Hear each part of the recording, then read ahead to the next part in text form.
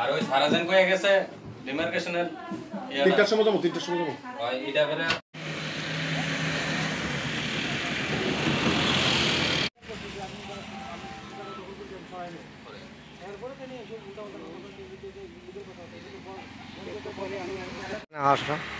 Actually গতকালকে আমাদের একটা সোশ্যাল মিডিয়াতে আমরা একটা রিপোর্ট পেলাম যে আমরা গত 12/9/2025 যে দক্ষিণ মধুপুর পঞ্চায়েতের জন্য একটা জায়গা একটা ডিমার্কেশনের জন্য প্রেয়ার করেছিল আমার কাছে। তো অ্যাকর্ডিংলি যেটা আমাদের মধুপুর তহসিলের আন্ডারে, তো অ্যাকর্ডিংলি আমার তহসিলদারবাবু আমাকে রিপোর্ট দেওয়ার পরে আমরা হিয়ারিং করি।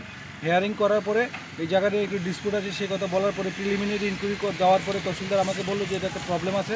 সেই নিরিখে আমি যে কনসার্ন যে পার্টি আছে ওনাকে নিয়ে পঞ্চায়েত প্রধান উপপ্রধান তাদেরকে নিয়ে আমার চেম্বারে একটা হিয়ারিংয়ের নোটিশ তাদেরকে দিয়ে আমরা ডেকে তাদের ভিউজ জানতে চাইলাম। তো অ্যাকর্ডিংলি সেই অনুযায়ী উনি বলেছেন, নিজে স্বীকার করেছেন যে উনার কিছু জায়গা গভর্নমেন্ট জায়গা উনি দখল করে রেখেছে। তো উনি ফেন্সিং দিয়ে রেখেছে এবং ফেন্সিংটা তিনি সরিয়ে নেবে, এটা আমাদের কমিটমেন্ট করেছিল। তো সেই নিরিখে আমরা গত পরশুদিন আমরা ডিমার্কেশনের টিম আসার পরে আমাদের তহসিলদার এবং আমাদের যে প্রাইভেট সার্ভেরা আছে ওনারাও আসার পরে এখানে ছিলেন উপস্থিত পঞ্চায়েত প্রধান এবং উপপ্রধান, তারা সবাই ছিলেন এই পঞ্চায়েতের।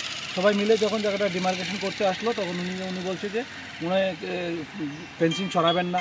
তারপরে আমি ওসি মধুপুরকে ফোন করলাম, তো উনার থেকে পুলিশ সহযোগিতা নিয়ে তারপরে তাই ফেন্সিং সরিয়ে তারপরে আমার সরকারি জায়গা ডিমার্কেশন করলাম পঞ্চায়েতের জন্য। এখন দেখলাম উনি সোশ্যাল মিডিয়া যে কিছু তথ্য দিচ্ছেন যেটা সম্পূর্ণ মিথ্যা, যার জন্য আমি দুবার এসে আমার পঞ্চায়েত প্রধান এবং উপপ্রধান আর আমার তহসিলদারকে নিয়ে আমি আমার জায়গা আবার দেখলাম যে ওনারা যে ডিমার্কেশন করছেন এটা ঠিক মতোই আছে, এটা কোনো ধরনের ইলিগেল কিছু হয়নি। কতটুক জায়গা হবে? যেখানে জায়গা টোটাল আছে আমাদের 3 শতক। জায়গাটা কোন জায়গায় আছে? এটা তো এই তো আমাদের কি জমি বলে এটাকে মধুপুর দক্ষিণ মধুপুর আন্ডার।